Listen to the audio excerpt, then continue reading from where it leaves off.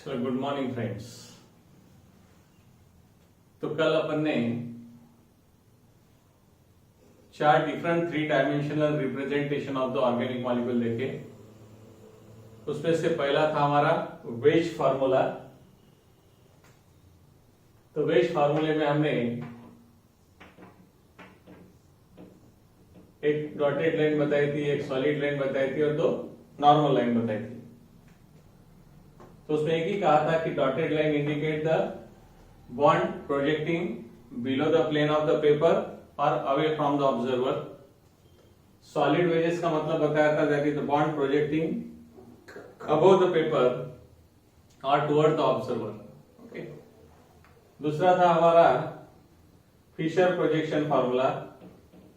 उसमें हमने कहा था कि vertical line indicates the bond going down or atom below the plane and horizontal line indicating that the bond or atom above the plane. फिर तीसरा था Newman projection formula. Dot is the front carbon, circle is the back carbon. और चौथा था sawhorse formula. The lower end is the front carbon and upper end is the back carbon. और फिर hydrogen. तो ऐसे अलग अलग 4 फार्मूले हमने डिसाइड कर लिए थे। तो अब नेक्स्ट पार्ट आज चालू करते हैं अपन। अब ये चैप्टर धीरे धीरे एंड की तरफ जा रहा था। तो अब टाइप ऑफ रिएजेंट्स।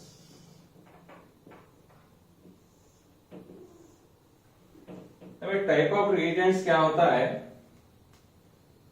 वो थोड़ा सा अपन डिस्कस कर लेंगे यहाँ पे। जैसे दुनिया की कोई भी रिएक्शंस हो, तो जब रिएक्शंस की बात करते हैं अपन, तो हमारा एक रहता है रिएक्टेंट और दूसरा होता है हमारा प्रोडक्ट। ये 2 बातें ध्यान में रखना। आगे क्या करना क्या नहीं करना वो सारा समझाने के लिए ये पूरा एग्जांपल ले रहे। फिर ये तो बहुत आसान है। रिएक्शंस ये हमारे लिए कोई नया शब्द नहीं। It is in our day to day life. What mean by reaction? Reaction अलग अलग टाइप की होती है अपने लाइफ में। तो माइल्ड रिएक्शन होती है, कोई एग्रेसिव रिएक्शन होती है, कुछ होता है। तो जनरली यहाँ पे रिएक्शंस को हमारी गांवनी भाषा में क्या कहते हैं? झगड़ा।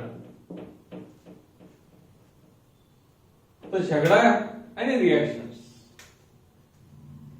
नॉर्मल इंटरेक्शन को अपन नहीं बोलेंगे। यहाँ पे हमें कुछ ना कुछ आउटपुट मिलना चाहिए। अब आपको भी मालूम है कि झगड़ा करने के लिए ऑलवेज मिनिमम कितने लोग चाहिए? एक चाहिए कि सिंगल चाहिए? तो डेफिनेटली झगड़ा करने के लिए कम से कम 2 इंसान चाहिए या 2 से ज्यादा। तो वैसे हमारे रिएक्शन में रिएक्टेंट कम से कम 2 या उससे ज्यादा होते हैं। अब झगड़े में क्या ऑब्जर्वेशन है आपका? तो झगड़े में अगर तुमने गौर से देखा होगा तो मैक्सिमम लोगों का कहना है दोनों एक दूसरे को मारते। बट ये ऑब्जर्वेशन गलत है। एक जन मारता है, दूसरा मार खाता है। वो डिफेंस करते हो इधर उधर हाथ होता है। बट तुम हिंदी पिक्चर में जाओ या अपने लाइफ में भी जाओ। जैसे हिंदी पिक्चर में हीरो मैन रहता है तो विलन ज्यादा मार खाता है, विलन हीरो कम खाता है। इक्वेलिटी नहीं होती वो। हमारे लाइफ में भी देखते हैं अपन कि जब झगड़ा करते हैं तो एक जन मार खाता है, दूसरा मारता है। तो ये ख्याल में रखना है यहाँ पे कि हमारे रिएक्शन में मिनिमम 2 अगर रहेंगे तो एक रहता है सबस्ट्रेट और दूसरा रहता है रिएजेंट। मुझे बताओ जो मार खाता है और जो मारता है, इसमें दोनों में सबसे डेंजरस कौन को रहता है? नेचुरली मारने वाला। क्यों? क्योंकि उसकी अंगार हुई रहती है, वो हाईली एग्रेसिव हुआ रहता है, हाईली अनस्टेबल हुआ रहता है और वो तब तक भड़ास निकालते रहेगा जब तक स्टेबल नहीं होता है। और जो मार खाता है उसको मालूम है कि मैंने इसके साथ कुछ तो भी गलत काम किया है। उसको मालूम पड़ा इसे थोड़ा माइल्ड है, ये भी अनस्टेबल है लेकिन कंपेरेटिवली कम अनस्टेबल है क्योंकि गलती हुई इसलिए मार रहा। बिना वजह तो कोई पागल जैसे मारता नहीं कोई। और इसीलिए हमारे जो सबस्ट्रेट रहता है ये मार खाने वाला है, रिएजेंट जो है मारने वाला है, ये कंपैरेटिवली स्टेबल रहता है, कंपैरेटिवली 100% स्टेबल नहीं, और ये अनस्टेबल रहता है। अपने को यही पढ़ना है, बट किसका क्या है वो अभी बता रहा है। तो जब भी हम रिएक्शंस की बात करेंगे तो every reaction consist of two part, reactant and product. Reactant divided into two part, substrate and reagent. Substrate ये मार खाने वाला है, कंपैरेटिवली स्टेबल है, और रिएजेंट ये हमारा मारने वाला है जो हाईली अनस्टेबल। अब यहाँ पे ये बात चली तो एक कॉमन बात पूछ लेता हूं कि झगड़ा चालू करना या नहीं करना, ये जनरली सबस्ट्रेट के हाथ में रहता है कि रिएजेंट के हाथ में रहता है, ये भी बहुत इंपॉर्टेंट है। झगड़ा स्टार्ट करना या नहीं करना ये सबस्ट्रेट के हाथ में डिपेंड है कि रिएजेंट के हाथ में डिपेंड है, यू डिसाइड। ओके, तो किसके हाथ में रहता है? तो 99% स्टूडेंट का कहना है कि भाई रिएजेंट के हाथ में होता है। एक दूसरा एग्जांपल मैं आपको देता, आप अपने आप में इमेजिन करो और अपने आप ही आंसर दो, क्योंकि अब अपना इंटरेक्शन हो नहीं सकता यहां से। सपोज माय टीचर और आप स्टूडेंट, अपने दोनों में कौन सबस्ट्रेट है कौन रिएजेंट इमेजिन करो।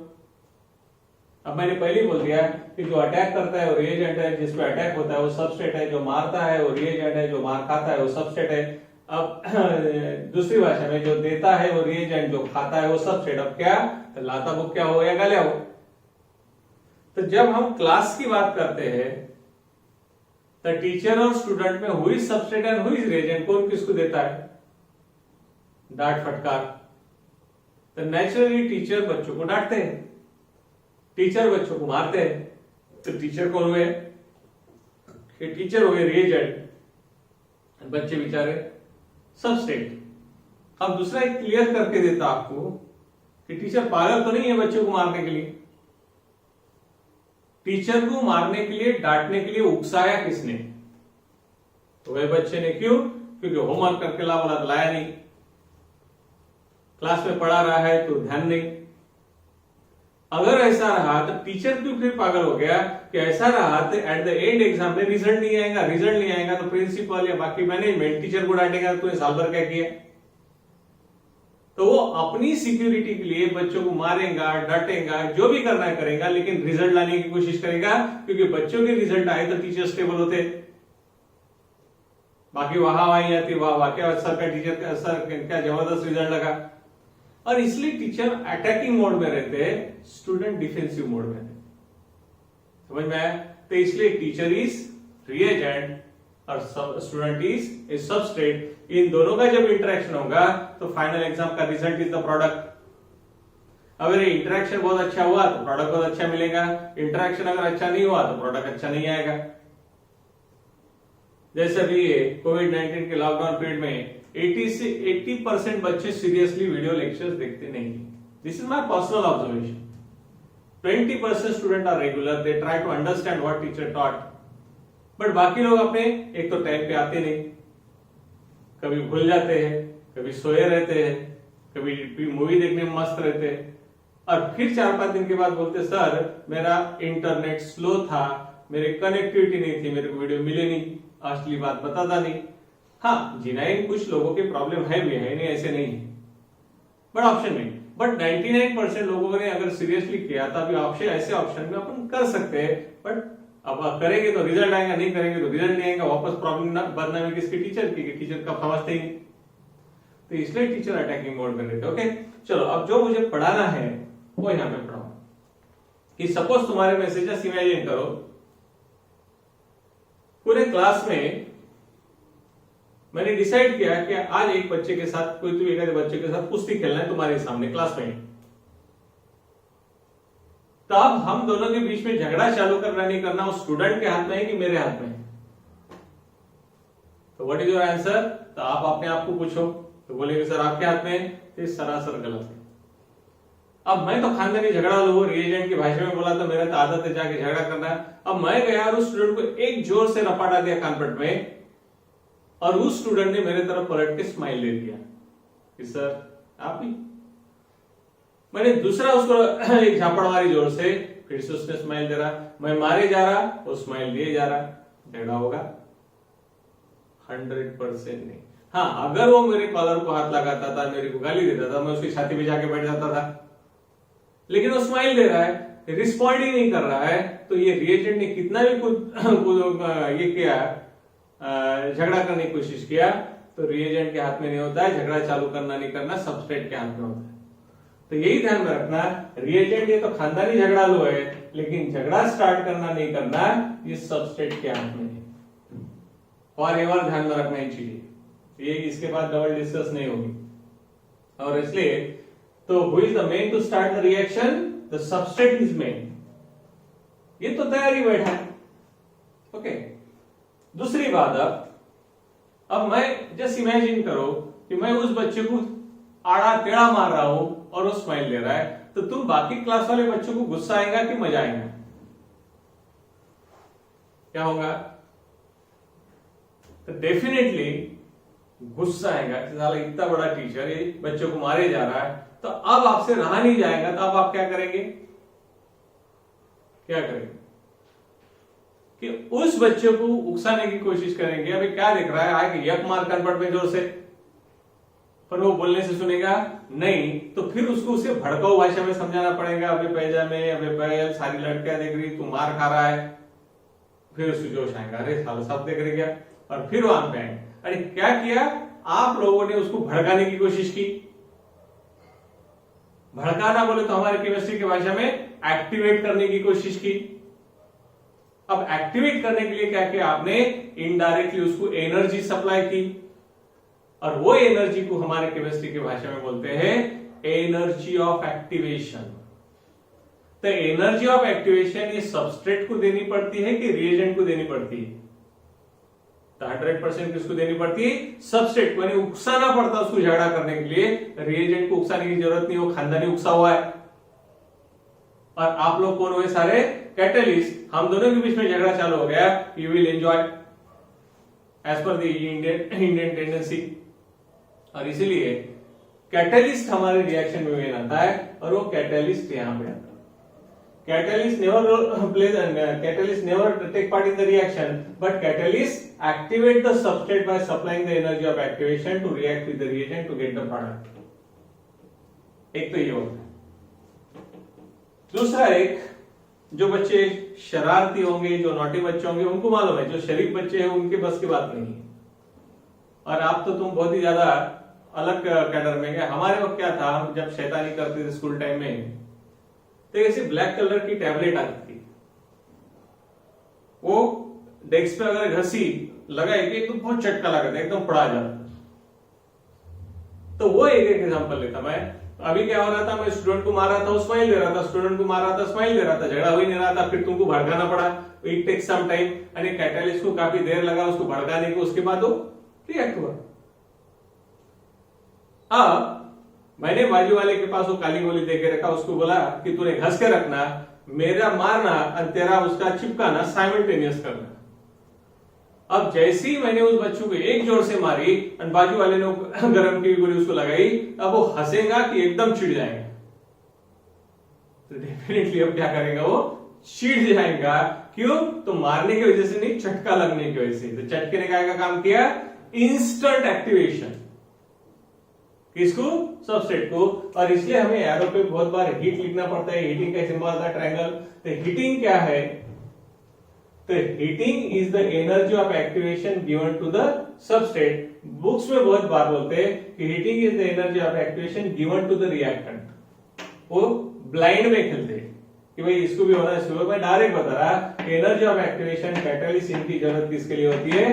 सबस्ट्रेट को एक्टिवेट करने की होती है। और दूसरी बात, भड़काने को ज्यादा वक्त लगा कि चटका देने ज्यादा वक्त लगा भड़काने के लिए? तो कैटलिस्ट को टाइम लगता है, ये हीट एनर्जी इंस्टेंट भड़का देती उसको, तो चटका बैठा तो आदमी की अंगार हो जाती। और इसलिए ख्याल में रखना, most of the reaction is carried out under heating condition. जहां बहुत नॉर्मल है, जहां कुछ कंट्रोल करना है, तो वहां कैटलिस्ट। तो एरो पे एक तो कैटलिस्ट है, हीटिंग दिखा, कि समझ जाना ये दोनों की जरूरत किसके लिए है? वो सबस्ट्रेट के लिए। क्या के लिए? तो एक्टिवेट करने के लिए with reaction with reagent to get the product. समझ में आया? तो शॉर्ट में what is substrate? It is the substance which is attacked by the reagent. What is reagent? It is a highly unstable substance which attack the substrate. तो ये लिख डालते, तो पहले इतना लिख डालो।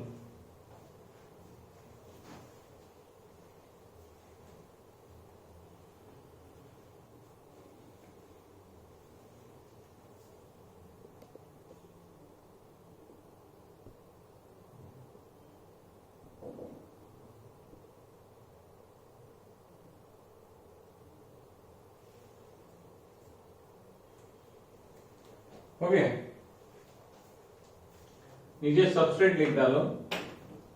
It is defined as the substance which is attacked by reagent. It is defined as a substance which is attacked by reagent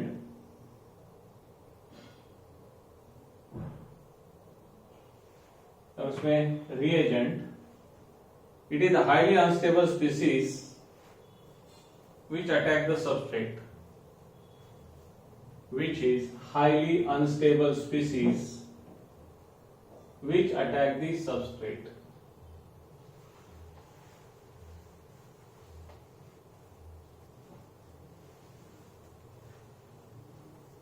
नीचे catalyst, it is the substance which accelerate the rate of reaction. Catalyst, it is the substance which accelerate the rate of reaction without undergoing any permanent change. Without undergoing any permanent change.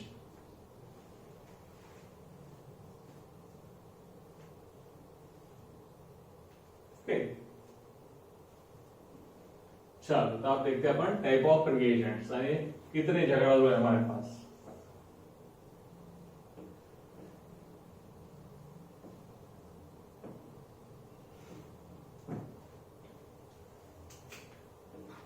तो एक आते हैं electrophilic reagent, that is electrophile, और दूसरा है nucleophilic reagent, that is called nucleophile. बहुत बहुत important, इसका नॉलेज क्लियर होना बहुत जरूरी है। अब देखो यहां पर भी वर्ड फाइल है, यहां पर भी वर्ड फाइल है, या फिलिक है। तो हमारे लिए ये फाइल वर्ड कुछ नया नहीं है। जैसे हमारे मार्कशीट से रखने के लिए, डॉक्यूमेंट रखने के लिए फाइल होती है, एलआईसी के डॉक्यूमेंट रखने के लिए एलआईसी फाइल है, आरटीओ के डॉक्यूमेंट के लिए आरटीओ फाइल है। तो हम अपने घर में educational file, RTO file, electric bill file, ऐसे नाम से अपन फाइल रखते हैं। अबे फाइल वर्ड कहां से आया, क्या है, अपने कोई लेना देना नहीं। बट मैंने पहले कहा कि that is related to Greek terminology, Greek terminology main है उसमें। अब जैसे एक हमारे एजुकेशन से रिलेटेड डॉक्यूमेंट आया, क्या होता है अपने को एजुकेशन रिलेटेड फाइल याद आती है, मीन्स वो डिवाइस याद आता है, और डिवाइस उस डॉक्यूमेंट को अपनी तरफ अट्रैक्ट करता है। तो जो डिवाइस मार्कशीट को अट्रैक्ट करता है उसको बोलते हैं एजुकेशनल फाइल, फाइलिंग यानी जमा करना। एलआईसी से रिलेटेड आया तो एलआईसी का डॉक्यूमेंट बराबर वहां अट्रैक्ट हो जाता है। तो वैसे ही हमें फाइल का मतलब होता है अट्रैक्शन, दैट इज लविंग।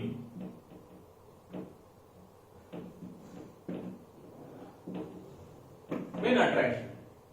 अब वो क्या अट्रैक्ट कर रहा है उसके सामने लिखा है। तो जो इलेक्ट्रॉन को अट्रैक्ट करता है वो इलेक्ट्रोफाइल, जो न्यूक्लियस को अट्रैक्ट करता है वो न्यूक्लियोफाइल। अब न्यूक्लियस का हमें कोई लेना देना नहीं, दूसरी भाषा में। अब जो इलेक्ट्रॉन को अट्रैक्ट कर रहा है वो इलेक्ट्रोफाइल। तो इलेक्ट्रॉन पर चार्ज कौन सा है, तो पूरे गांव को मालूम है इलेक्ट्रॉन पर चार्ज है निगेटिव, यानी वो क्या कर रहा है अपने पे निगेटिव चार्ज अट्रैक्ट कर रहा है, यानी खुद को हुआ पॉजिटिव, यानी इट इज पॉजिटिवली चार्ज। तो दुनिया के जितने भी पॉजिटिवली चार्ज स्पेसीज है उनको हमारे केमिस्ट्री में इलेक्ट्रोफाइल्स कहते हैं, because they attract the electron towards itself. लेकिन पॉजिटिव है तो they attract pair of electron towards itself. अब हमें मालूम है कि न्यूक्लियस पे कौन सा चार्ज है, तो पूरे गांव को मालूम है न्यूक्लियस पे पॉजिटिव चार्ज है। ये पॉजिटिव चार्ज खींच रहा है, ये कौन है हमारा निगेटिवली चार्ज है। Nucleophile is negatively charge and electrophile is positively charge. फिर ये निगेटिवली चार्ज है तो इसमें इलेक्ट्रॉन रहते थे, इलेक्ट्रॉन डोनेट करता है। तो हमारा एक ख्याल में रखना कि न्यूक्लियोफाइल का काम है पेयर ऑफ इलेक्ट्रॉन देना और इलेक्ट्रोफाइल का काम है पेयर ऑफ इलेक्ट्रॉन लेना। समझ में आया पे? और इसलिए अब अपन डेफिनेशन की अगर बात करते हैं तो what is the definition of electrophile and nucleophile वो देखते हैं अपन।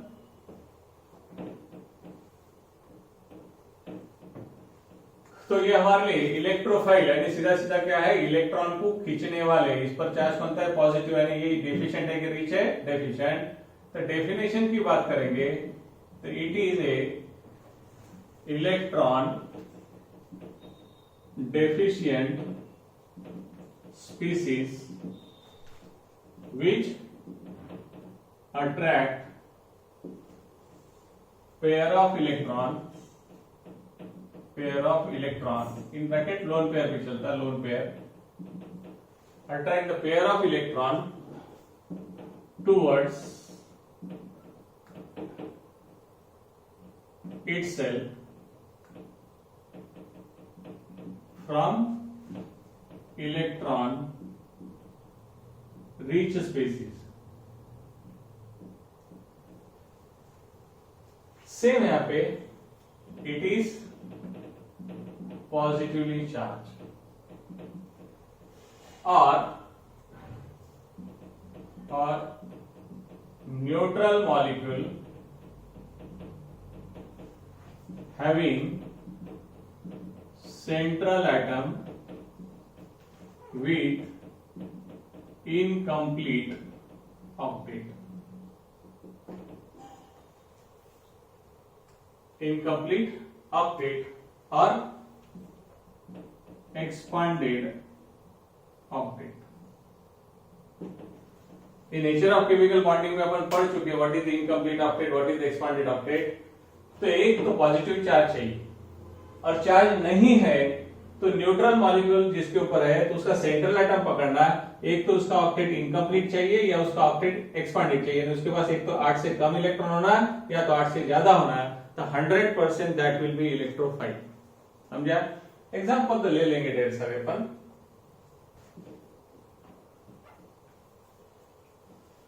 एग्जांपल अगर लेना है तो पहले Al3 plus H plus Ca2 plus NH4 plus then AlCl3 then BF3 ZnCl2 etc। Positive charge है तो दिमाग लगाना ही नहीं। अगर पॉजिटिव चार्ज है तो आके बंद करके वो इलेक्ट्रोफाइल है क्योंकि पेयर ऑफ इलेक्ट्रॉन खींचना है। लेकिन अगर न्यूट्रल मॉलिक्यूल है तो इनका सेंट्रल एटम पकड़ना। सेंट्रल एटम कैसे पकड़ना, मैंने कहा था कि जिसकी इलेक्ट्रोनेगेटिविटी सबसे कम है वो हमारा सेंट्रल एटम। तो यहाँ का सेंट्रल एल्यूमिनियम है, यहाँ का बोरॉन है, यहाँ का जिंक है। किसी भी सेंट्रल एटम के पास लोन पेयर होती नहीं है। यहाँ पे ये मेटल है सारे, बोरॉन ये मेटलॉइड में जाता है तो मेटल और मेटलॉइड के पास लोन पेयर होती नहीं। 3 बॉन्ड के हो गए 6 इलेक्ट्रॉन, इनकम्प्लीट है। यहाँ पे 3 बॉन्ड के हो गए 6 इलेक्ट्रॉन, यहाँ पे 2 बॉन्ड के हो गए 4 इलेक्ट्रॉन है, यहाँ पे 6 इलेक्ट्रॉन है, यहाँ पे 6 इलेक्ट्रॉन है, यहाँ 4 इलेक्ट्रॉन है। और एग्जांपल लेना है तो PCl5 SF6 एटसेट्रा क्यों। तो यहाँ पे फास्फोरस की वैलेंसी 3 है तो बॉन्ड 3 बनाने चाहिए। तो इस बंदे ने 5 बॉन्ड बनाए, 5 बॉन्ड के 10 इलेक्ट्रॉन हो गए। अब 2 बॉन्ड ज्यादा बनाए जिसकी एक लोन पेयर चली गई। एक ख्याल में रखना कि नॉन मेटल जो लोन पेयर है वो टेम्पररी बेसिस पे देता है कि लोन का मतलब होता है that is the pair of electron available for temporary donation. तो जैसी इसकी लोन पेयर गई उसकी वो लोन पेयर खींचने की टेंडेंसी बढ़ जाती है। और इसलिए जितने भी एक्सपांडेड ऑक्टेट कंपाउंड रहते हैं इनमें हमारे नॉन मेटल की लोन पेयर ऑफ इलेक्ट्रॉन गई हुई रहती है और वो गई हुई लोन पेयर ऑफ इलेक्ट्रॉन वापस खींचना चाहते हैं। तो फास्फोरस के बारे में मालूम है हमें कि 3 अनपेयर्ड एक लोन पेयर रहती है, तो इसने 3 बॉन्ड अगर बनाए होते तो लोन पेयर सही सलामत रहती थी, लेकिन ये पट्टे ने 5 बॉन्ड बनाए, उसकी लोन पेयर गई। और जैसे ही मालूम पड़ा उसकी लोन पेयर गई, वो लोन पेयर खींचने के पीछे पड़ा है, इट इज इलेक्ट्रोफाइल, क्योंकि try to accept the pair of electron. और इसलिए इसकी वैलेंस शेल में कितनी इलेक्ट्रॉन है? 10, 5 बॉन्ड की 10 इलेक्ट्रॉन, और लोन पेयर है नहीं क्योंकि लोन पेयर चली गई। वैसे सल्फर में, सल्फर की वैलेंसी 2 है, सल्फर के वैलेंस शेल में 2 अनपेयर्ड 2 लोन पेयर रहते। अगर वो 2 बॉन्ड बनाता था तो प्रॉब्लम नहीं, लोन पेयर से ही सलामत रहती थी, लेकिन उसने 4 बॉन्ड ज्यादा बनाए एंड उसकी दोनों लोन पेयर गई, तो वो हाईली इलेक्ट्रॉन एक्सेप्टिंग बन गया, और इसलिए यहाँ पे इसके पास एक भी लोन पेयर नहीं, जबकि इसकी इलेक्ट्रॉन है 12। और इसलिए ये सारे जो है Al3+, H+, Ca2+, ये तो सारे पॉजिटिव इलेक्ट्रोफाइल है ही, बट ये इनकम्प्लीट ऑक्टेट वाले हैं और ये एक्सपांडेड ऑक्टेट वाले हैं, ये लेस देन 8 वाले हैं, ये मोर देन 8 वाले हैं। तो ऑल लेस देन 8 इलेक्ट्रॉन वाले, मोर देन 8 इलेक्ट्रॉन वाले आर इलेक्ट्रोफाइल्स। तो ये पूरा लिख डालो, इलेक्ट्रोफाइल और इलेक्ट्रोफिलिक रिएक्शन। नहीं दिख रहा होगा तो it is an electron deficient species, it is an electron deficient species which attract a pair of electron from pair of electron in bracket lone pair of electron which attract the pair of electron towards itself from electron rich species, from electron rich species। नीचे है it is positively charged species or a neutral molecule having central atom, or a neutral molecule having central atom with incomplete octet or expanded octet, with incomplete octet or expanded octet।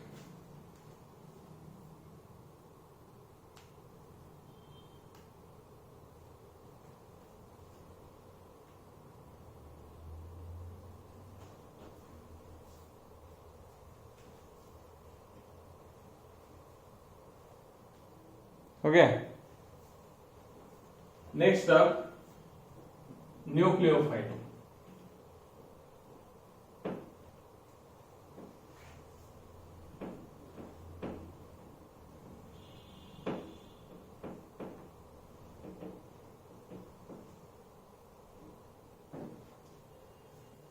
that is nucleophilic reagent,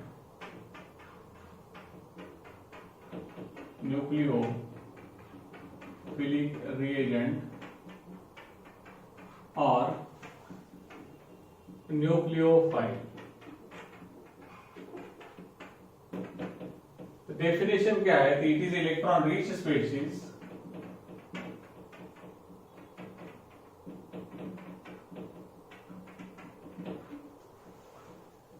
which donate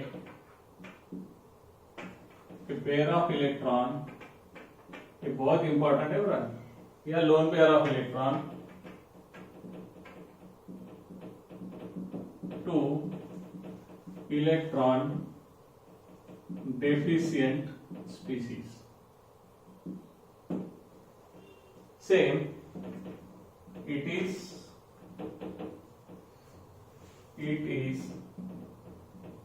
negatively charged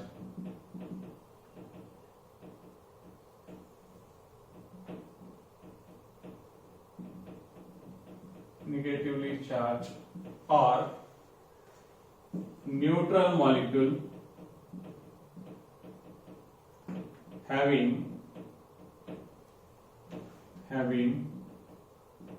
central atom with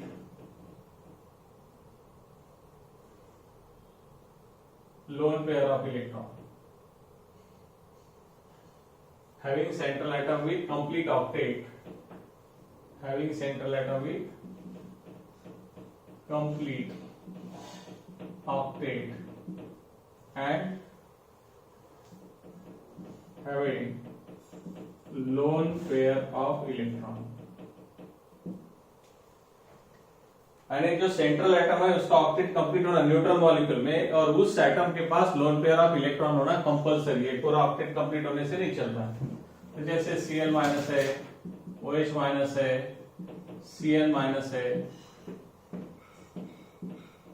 उसके बाद में NH3 है, H2O है, PCl3 है, H2S है, ये PCl3 है, etcetera.